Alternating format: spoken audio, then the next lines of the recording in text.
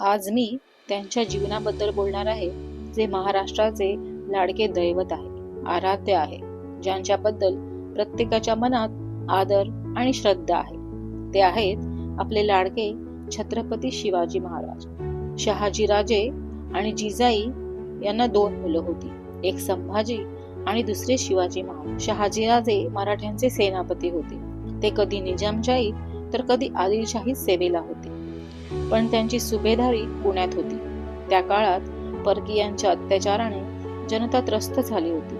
इथल्या मातीला, जनतेला या अत्याचारातून सोडवण्यासाठी आपल्या पोटी धाडसी पराक्रमी पुत्र व्हावा अशी जिजाईची इच्छा होती. आणि लवकरच शिवाईच्या कृपेने शिवनेरी किल्ल्यात मातृभूमीचं रक्षण करणाऱ्या शिवरायांचा जन्म झाला. गर्भात असतानाच न्यायाचे, धाडसाचे संस्कार झाले होते आणि जन्मल्यानंतर जिजाबाईंनी त्यांना चिवकाऊच्या गोष्टी न सांगता राम कृष्णाच्या पराक्रमाच्या कथा सांगितल्या. आजूबाजूला चालू असलेल्या भीषण परिस्थितीची कल्पना दिली. अन्यायाविरुद्ध लढण्याची, स्त्रीचा आदर करण्याची शिकवण दिली. दादाजी कोंडदेव यांनी त्यांना तलवारबाजीचे, लढाईचे धडे दिले. योद्धा तयार झाला होता. शिवाजींनी आपले सोबती तयार केले होते. त्यांना मावळे असे संबोधित. त्यांच्यासोबत वयाच्या 16व्या वर्षी रायरेश्वराच्या मंदिरात हिंदवी स्वराज्याच्या स्थापनेची शपथ त्यांनी घेतली. शिवाजीराजे मोठे होत असताना आणि नंतरही प्रत्येक महत्वाच्या प्रसंगी जिजाबाईंचे खंबीर मार्गदर्शन त्यांना लाभले. त्यांना स्फूर्ती दिली. मुठभर मावळ्यांना घेऊन त्यांनी तोरणा किल्ला जिंकून स्वराज्याचे तोरण बांधले. त्या किल्ल्यात सापडलेल्या धनाचा उपयोग पुढे राजगडाच्या बांधणीसाठी केला. आजूबाजूचे गड किल्ले काबीज करत 360 किल्ले जिंकून घेतले. आदिलशाही, निजामशाही पुरती हादरून गेली. विजापूरच्या आदिलशहाचा सरदार अफजल खान आणि शिवाजीराजे यांच्यामध्ये प्रतापगडाच्या पायथ्याशी संघर्ष झाला. अफजल खानाच्या पोटात वाघनखं खुपसून त्याला ठार केलं. महाराजांच्या मुठभर सेनेने खानाच्या अफाट सैन्याचा चतुराईने फज्जा उडवला. हा दिवस महाराष्ट्रात शिवप्रताप दिन म्हणून साजरा होतो. 1660 मध्ये महाराज पन्हाळगडाच्या वेढ्यामध्ये अडकून पडले. जुलै महिन्यात त्यांनी तिथून निसटण्याचा निर्णय घेतला. चतुराईने तिथून निघाले. मागावर असलेल्या शत्रूने अरुंद व अवघड घोर खिंडीत त्यांना गाठलं. तेव्हा बाजीप्रभूंनी त्यांना विशालगडावर जाण्यास सांगितले.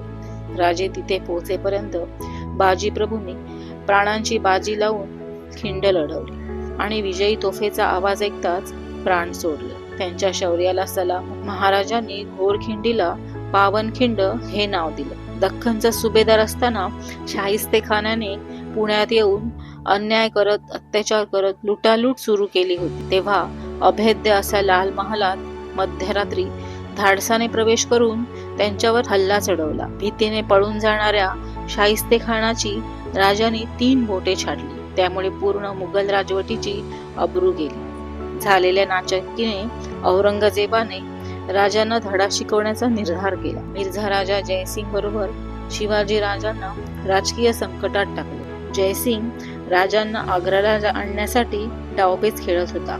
अखेर हतबल झालेल्या राजांना आग्र्याला जाण्यावाचून गत्यंतर उरले नाही. औरंगजेबाचा कावा ते ओळखून होते. राज्याची सारी सूत्रे आईसाहेबांच्या हाती सोपवून ते आग्र्याला पोहोचले. तिथे त्यांना अपमानित करण्यात आले आणि नजरकैदेत ठेवण्यात आले. शंभूराजे सोबत होते. राजांचे बुद्धिचातुर्य, गमिनी कावा या गुणांची झलक पुन्हा एकदा इथे पाहायला मिळाली. अत्यंत शिताफीने त्यांनी आग्र्यातून सुटका केली. औरंगजेबाचे नाक कापले गेले.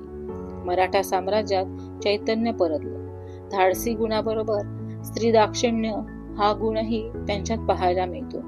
एकदा लुटीतून मिळालेला खजाना राजांसमोर सादर करताना शिपायांनी सुभेदाराची सून राजांसमोर सादर केली. तिला पाहताच आदरपूर्वक नमस्कार करून ते म्हणाले, अशीच आमची आई असती, आम्हीही सुंदर झालो. तिला सन्मानाने परत घरी पाठवण्यात आले.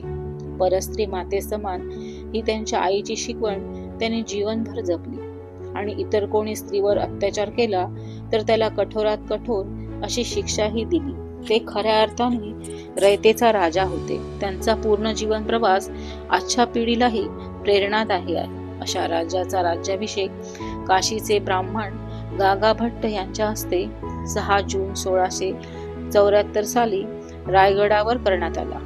असा हा जाणता राजा फार कमी वयात 3 एप्रिल 1680 साली आजाराचं निमित्त होऊन काळाच्या पडद्याआड गेला. पण तेव्हापासून या क्षणापर्यंत आणि यापुढेही ते कायम सर्वांच्या हृदयात आहेत आणि राहतील. आज समाजाला अशा विचारांच्या राजाची गरज आहे.